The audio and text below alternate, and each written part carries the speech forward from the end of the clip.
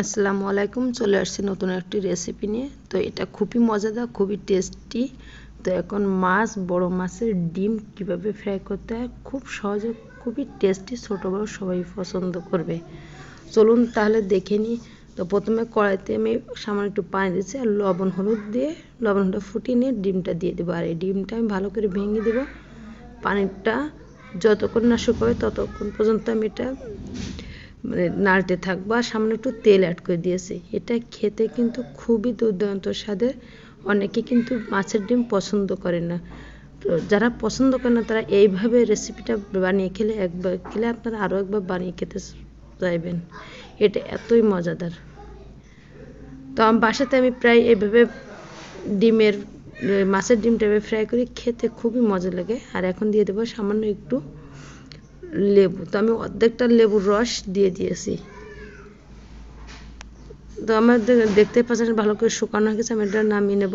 আর অন্য একটি পাত্রে প্যান বসিয়ে আমি তেল দিয়ে দিয়েছি। আর আদা রসুন পেঁয়াজ বেটে দিয়েছি। আর 3-4টা কাঁচামরিচ মাঝখান থেকে চিড়ে সামান্য একটু পানি দিয়েছি যাতে মশলা না পুড়ে যায়। তখন শুকনো মরিচ দিয়েছি 1/2 চামচ, জিরা গুঁড়া 1/2 চামচ, আর লবঙ্গ। তো এখন গরম মশলা গুঁড়া দিয়েছি, হলুদ দিয়েছি আর স্বাদ মতো লবণ দিয়ে দিয়েছি।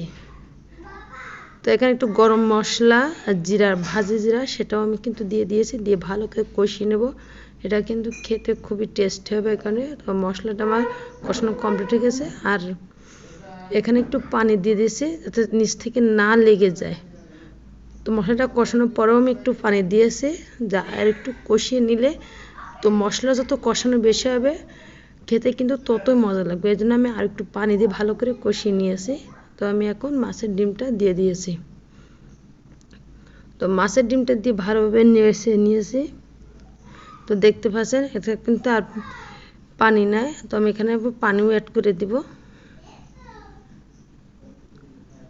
তো মাছের ডিমটা কিন্তু অনেক সময় ফুটে কিন্তু বাইরে যায়। যদি আপনি এইভাবে রান্না করেন কিন্তু সেটা আর হবে না। আর এটা কিন্তু খুবই মজা লাগে। তো আমি এখানে যে পানিটা অ্যাড করেছি এই পানিটাও কিন্তু আমি শুকিয়ে ফেলবো। তো মশলাটা কিন্তু যখন পানিটা শুকিয়ে যাবে মশলাটা কিন্তু মাছের ডিমের গায়ে লেগে যাবে। এর জন্য খেতেটা খুবই মজা লাগবে। তো যারা খেয়েছেন তারা তো জানেন কতটা টেস্টি, কত মজা।